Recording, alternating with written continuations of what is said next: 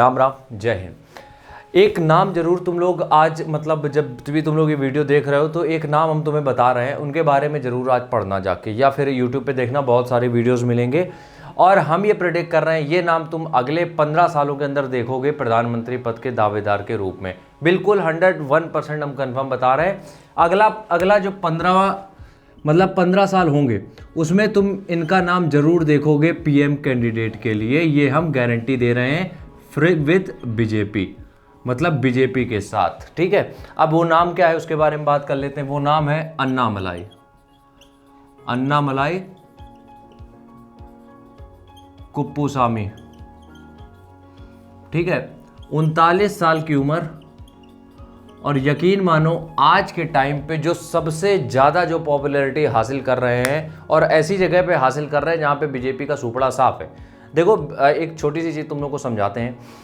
जो south belt है अपने यहाँ इंडिया की, वहाँ पे मोदी जी का उतना प्रभाव है नहीं, सीधी सी बात ही समझो। ठीक है, तुम्हें रैली में दिखता होगा, सबको दिखता होगा, लेकिन मोदी जी वहाँ पे उतना इम्पैक्ट क्रिएट नहीं कर पाए। उसके बहुत सारे रीज़न होते हैं, उसके बारे में बात करेंगे। क्या हुआ था कि तमिलनाडु में एक गेम होता है, ठीक है, एक खेल होता है उनका बहुत फेमस, जिसका नाम है जल्लीकट्टू। जल्लीकट्टू, इसको समझना, जाके तुम लोग पढ़ोगे जाके तो समझ में आएगा, जानवरों को लेके है। इसका विरोध किया था मेनका गांधी ने, बीजेपी की। ठीक है, अब जब विरोध किया तो लोग फिर ये आ गए कि ये मेरे कल्चर में घुस रहे हैं लोग, तो उसकी वजह से लोगों ने उनका विरोध करना चालू कर दिया। दूसरा रीजन क्या था? दूसरा रीजन था हिंदी। अब अमित शाह बड़े बड़े मंच पे आके, या मोदी जी भी आके ये बोलते थे कि हमें इंग्लिश से ऊपर हिंदी को रखना चाहिए, जबकि तमिल बोलने वाले बहुत सारे ऐसे लोग हैं जो तमिल बोलते हैं, हिंदी नहीं समझते हैं वो। इस वजह से भी लोग नफरत करते थे कि केवल हिंदी ही क्यों, हिंदी के साथ तमिल को भी बढ़ावा दो। इसलिए तुम लोगों ने देखा होगा अभी बीच में कुछ दिन पहले ही मोदी जी ने तब हिंदी तमिल थोड़ा सा सबमिट करना ज़्यादा चालू कर दिया। ठीक है, क्योंकि वो अब टारगेट कर रहे हैं साउथ को भी। ठीक है, तो हिंदी वहाँ पे कम बोली जाती है, सॉरी हिंदी है ही नहीं वहाँ पे, तमिल भाषा है, तो वहाँ पे हिंदी की चीज़ें वो लोग मतलब बर्दाश्त नहीं करते हैं, हिंदी बेल्ट के लोगों को।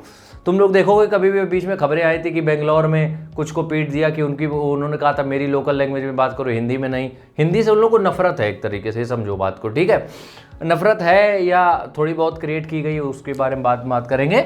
और एक चीज़ तुम्हें समझाते हैं यहाँ पे, जो डीएमके है, ठीक है, ये है टोटली हिंदू विरोधी, क्योंकि इनके एक तुमने बयान सुना होगा जहाँ पे कहा गया था कि हिंदू को मिटाना है यहाँ से, मतलब सनातन धर्म को मिटाना है।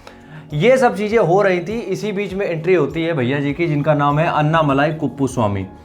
अन्नामलाई ने अपना जो ग्रेजुएशन, पोस्ट ग्रेजुएशन के बाद आईपीएस ज्वाइन किया, और यकीन मानो मतलब साउथ का एक सिंघम का अवतार थे ये। ठीक है, इन्होंने क्या किया, जब ये डिप्टी कमिश्नर ऑफ पुलिस थे, डीसीपी थे साउथ बेंगलोर के, इन्होंने रिजाइन कर दिया। अब ये ज्वाइन करने गए रजनीकांत की जो नई पार्टी फॉर्म हो रही थी उस पर, लेकिन रजनीकांत ने वहाँ से विड्रॉ कर लिया, वो नहीं करना चाहते थे। ठीक है, तो इसके बाद इनके पास एक ही चारा था, फिर ये आए बीजेपी के साथ, और जब से ये आदमी बीजेपी के साथ जुड़ा है, यकीन मानो तमिलनाडु में बीजेपी की लहर आ चुकी। अब इसका एक एग्जाम्पल तुम लोग देखोगे, अभी जो चुनाव होने तमिलनाडु में बीजेपी को मुश्किल से मुश्किल 4 या 5 सीटें कभी मिली हूँ, कभी सुपड़ा ही साफ हो जाता था। एनडीए के साथ 4-5 मिल जाती थी, बाकी सुपड़ा साफ था। डीएमके एआईडीएमके इसी में फ्लक्चुएशन चलता रहता था। ठीक है, अब क्या होने वाला है, ये जो इलेक्शन अभी होने वाले हैं 2 महीने बाद, तुम लोग देखोगे तमिलनाडु में लोकसभा की सीट जो बीजेपी है वो अभी तक का सारे रिकॉर्ड तोड़ने वाली है। हम गारंटी के साथ कह रहे हैं, अभी तक के जितने रिकॉर्ड थे लोकसभा को लेके तमिलनाडु, वो टूटने वाले हैं सिर्फ एक बंदे की वजह से, वो है अन्नामलाई कुप्पुस्वामी। मोदी जी कुछ बता रहे हैं, अब हिंदी बेल्ट के जितने हम लोग हैं, हम लोग तो समझ रहे हैं, तमिलियन या फिर अदर लैंग्वेज वाले वो लोग समझते नहीं थे, तो मोदी जी की बातें आधी तो पहुंच ही नहीं पाती वहाँ पे। ठीक है, दूसरी चीज़ हो गई, कास्ट को लेके भी यही बवाल चलता रहता था। लेकिन अब क्या हो गया, मोदी जी को एक मीडियम मिल गया है, बीच में एक अन्नामलाई आ गए हैं जो कि मोदी जी की बात को खुद सुन के दूसरों तक पहुंचाते हैं, और लोग जुड़ रहे हैं। यकीन मानो बहुत ज़्यादा जुड़ रहे हैं, और इसका इफेक्ट तुम्हें दिखेगा अभी लोकसभा इलेक्शन में।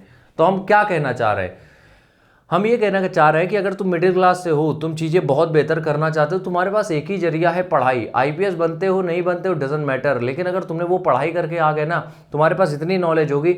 आईपीएस का पद छोड़ दिया यार, डीसीपी का पद छोड़ दिया, सोचो, और पॉलिटिक्स में कोई इनकी वो भी नहीं थी। बीजेपी ज्वाइन की जब बीजेपी का कुछ था भी नहीं वहाँ पे साउथ में। तो इस चीज़ को थोड़ा सा समझो कि अगर तुम पढ़ाई पे इतना फोकस करते हो, तुम्हारे पास इतनी चीज़ें मजबूत हो जाती हैं कि तुम फिर किसी के भी खिलाफ खड़े हो सकते हो, क्योंकि तुम्हारे पास फैक्ट होंगे।